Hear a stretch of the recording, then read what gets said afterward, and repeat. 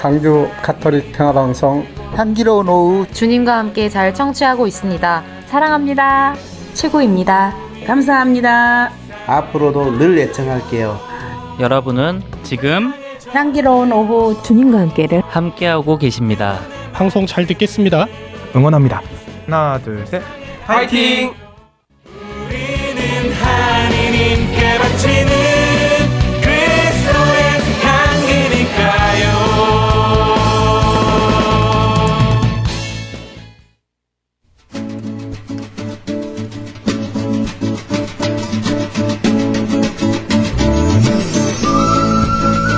성경 밭에 숨겨진 보물.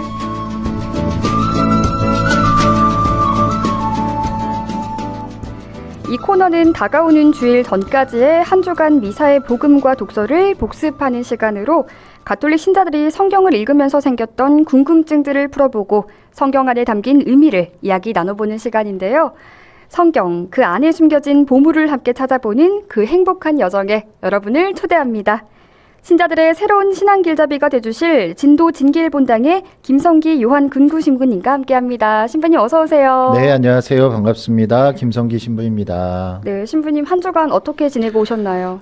저희가 이제 다음 주 토요일 날 저희 조도 공동체 새 성전 이제 완성을 했는데 네. 그 봉헌 미사가 있어서 사실 이제 4월 달에 이제 원래 일정이 있었는데 날씨 때문에 배가 들어갈 수가 없어서 네. 연기돼 가지고 이번 주에 또 그 준비하느라고 하다 보니까 또 한 주간이 다 지난 것 같습니다. 네, 고생하셨고도 축하드립니다. 네.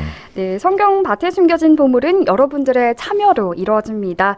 여러분께서 나누고 싶은 성경 묵상과 궁금증 그리고 신청곡까지 여러분의 다양한 의견들을 보내주셨으면 합니다.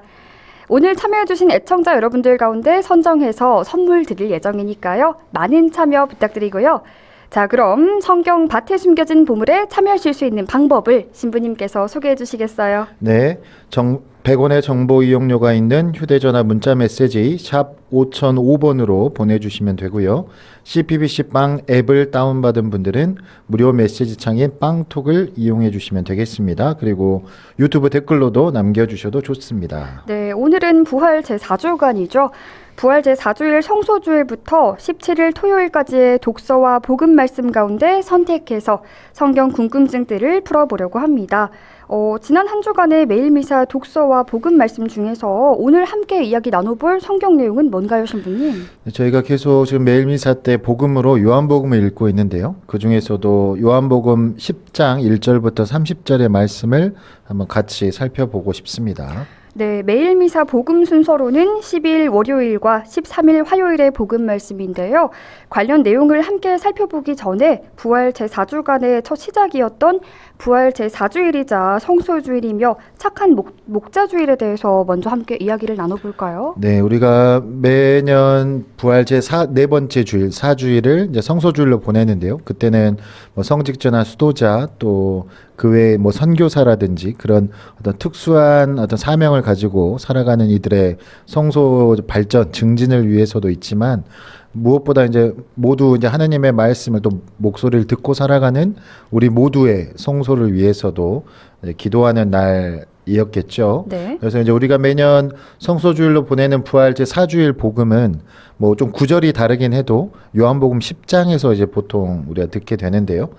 요한복음 10장은 이제 예수님께서 당신의 정체성에 대해서 그걸 따지는 이제 유다인들과 논쟁을 벌이는 내용인데 여기에서 이제 예수님께서 그 목자와 양떼의 비유로 당신의 정체성을 이제 말씀해 주십니다. 그래서 부활 제4주일을 그런 의미에서 착한 목자 주일이라고도 이제 부르는데요. 네. 또 마침 지난주에 우리 교회에 이제 아주 좋은 일이었죠. 네. 우리 새로운 목자이신 교종님께서 선출되기도 했고 또 사제로 살아가는 제 자신 또 주님의 양떼들인 우리 교우분들이 함께 이 요한복음 10장의 내용을 살펴보면서 착한 목자이신 주님의 목소리를 듣고 그분을 알고 또 그분을 따라 사는 삶에 대해서 한번 생각해 보면 좋겠다 싶습니다. 네, 신부님들께서 강론 중에 양냄새 나는 목자라는 말을 자주 사용하시더라고요. 네.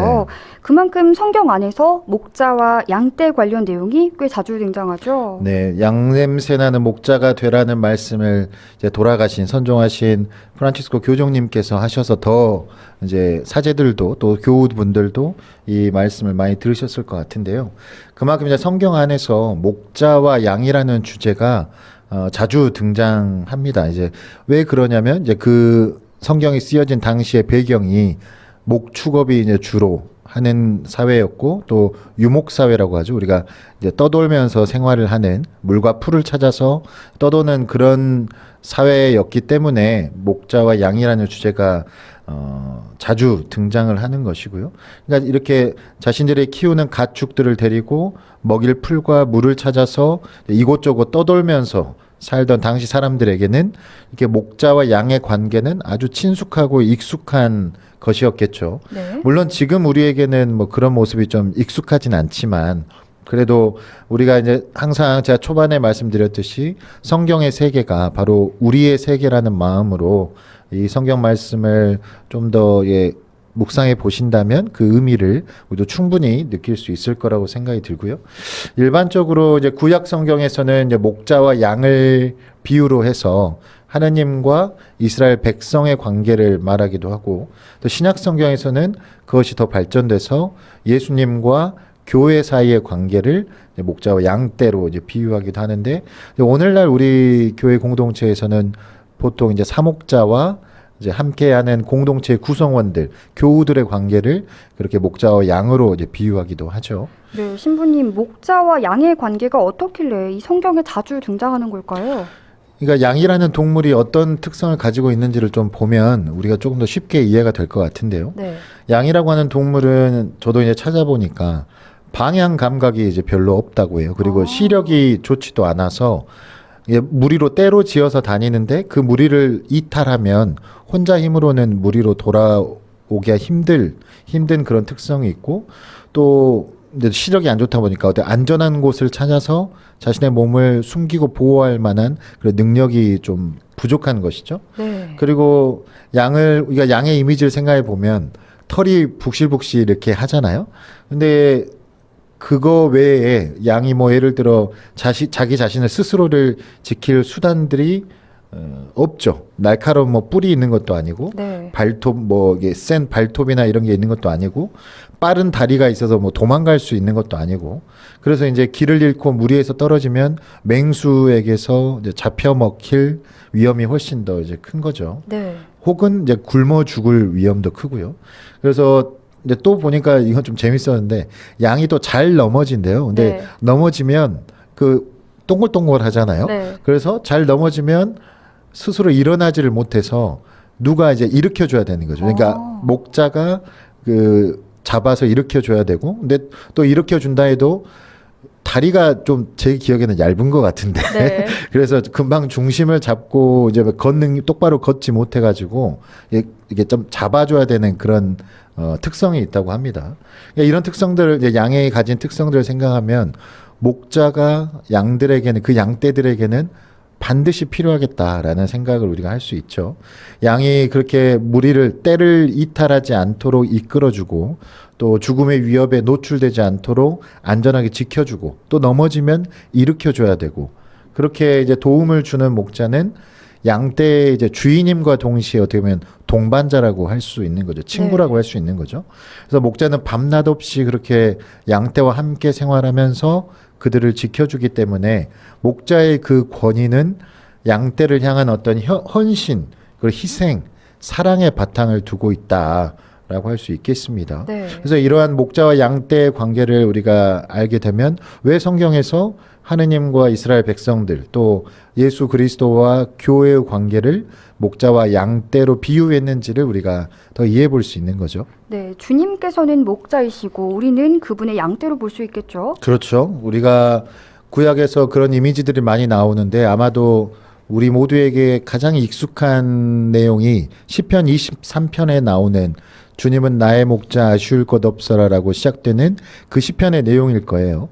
그래서 이 시편 23편은 그 목자이신 주님과 또 그분의 양떼인 우리들의 관계를 정말 아름답게 표현해 준다고 할까요? 좀 그런 느낌이 듭니다. 한번 그 내용을 시편 내용을 천천히 한번 들여다보면 푸른 풀밭과 잔잔한 물가로 우리를 인도해 주시는 그런 주님, 또 바른 길로 이끌어 주시고 어둠의 골짜기에서도 우리를 지켜주시는 그 주님의 어떤 보호하심, 그 사랑을 우리가 가만히 이제 눈을 감고 상상해 보면 방금 제가 말씀드렸던 일반적인 양의 특성에 얼마나 그 목자가 필요한지, 그리고 우리에게도 하느님, 목자이신 주님이 얼마나 중요한지를 새삼 이제 깨달아질 수 있고, 또 그 어떤 장면을 상상해 보면 뭔가 그 자체로 좀 평화로워지고 좀 따스해지는 좀 그런 느낌을 저는 느끼는데요. 네.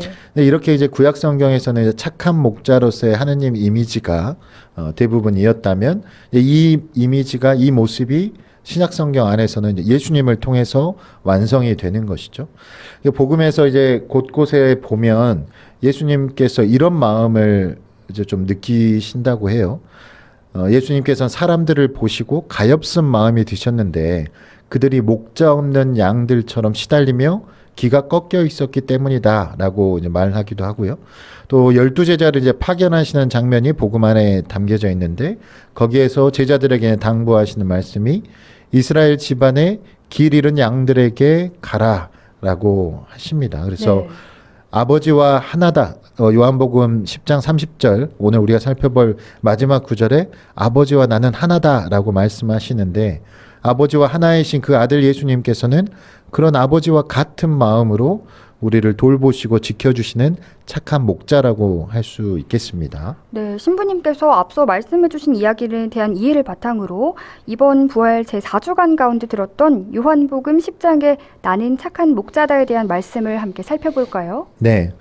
그래서 이제 요한복음 10장을 제가 준비하면서 착한 목자이신 주님이라는 이제 주제로 한번 생각을 해봤는데요. 그렇게 예수님께서 당신의 그 착한 목자로서의 정체성을 분명하게 밝히시는 내용이 바로 요한복음 10장에 담겨 있습니다.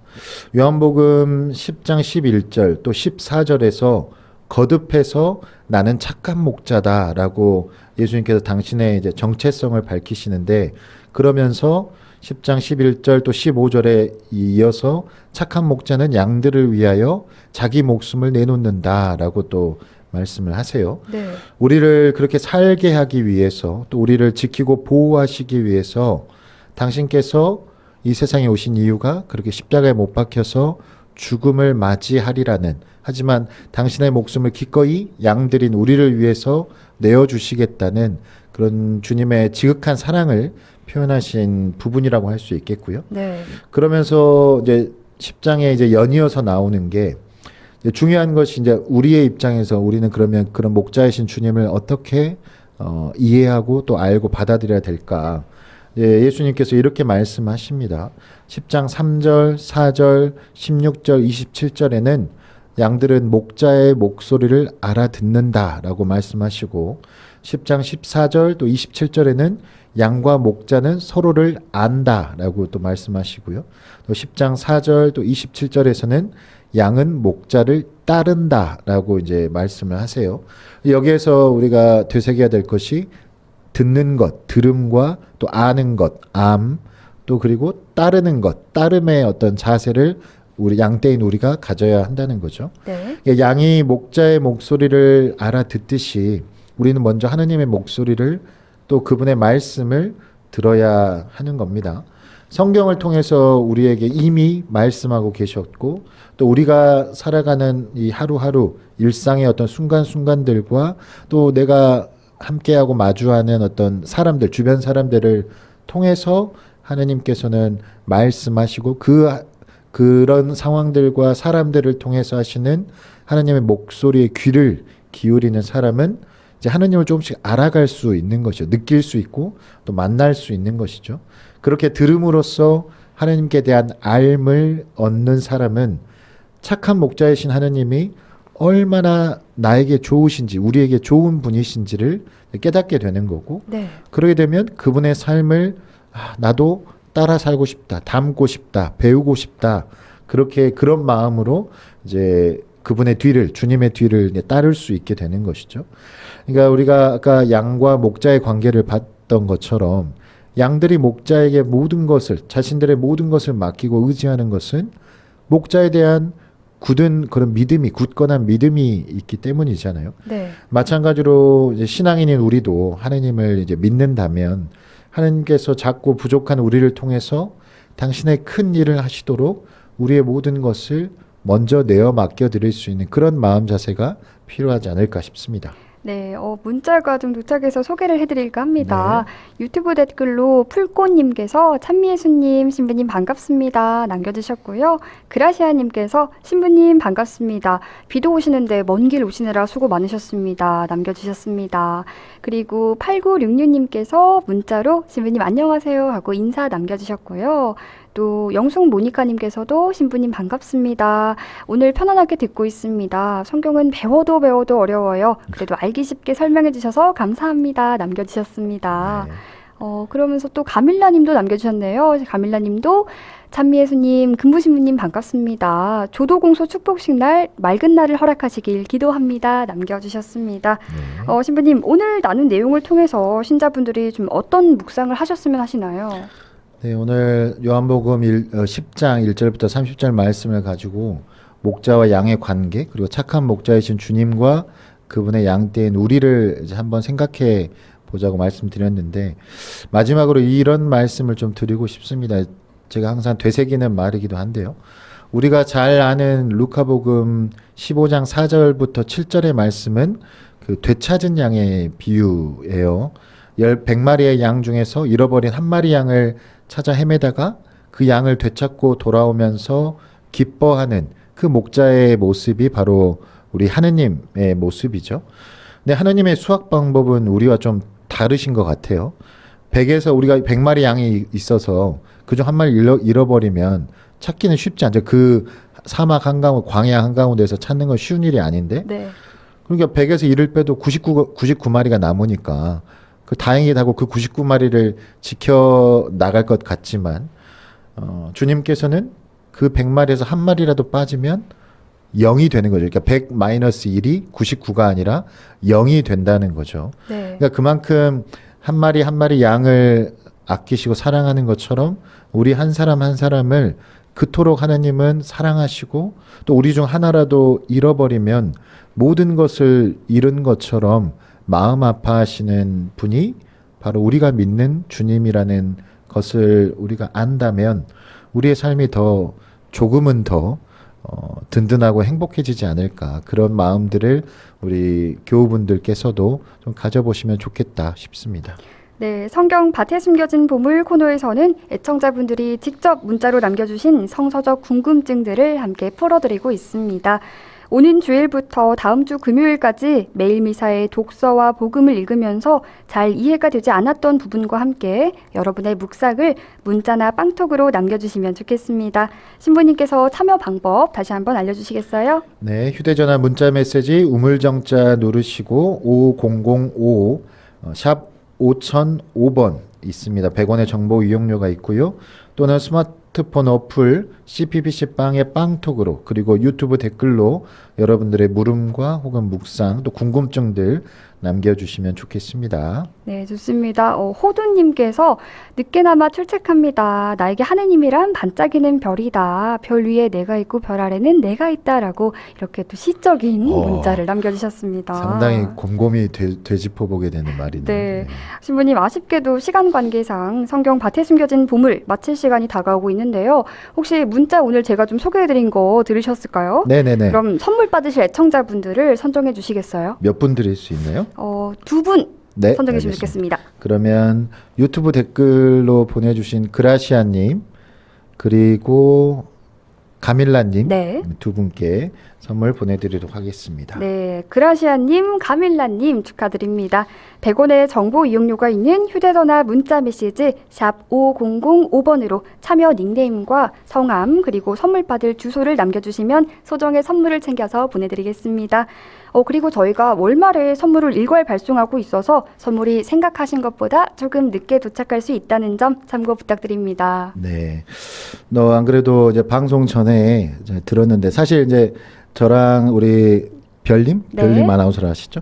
스텔라 우리 아나운서님과 함께한 게 이제 3번째잖아요. 뭐 많이 맞습니다. 보지는 못했는데 처음부터 또 따뜻하게 잘 이끌어 주셔서 너무 좋았고요.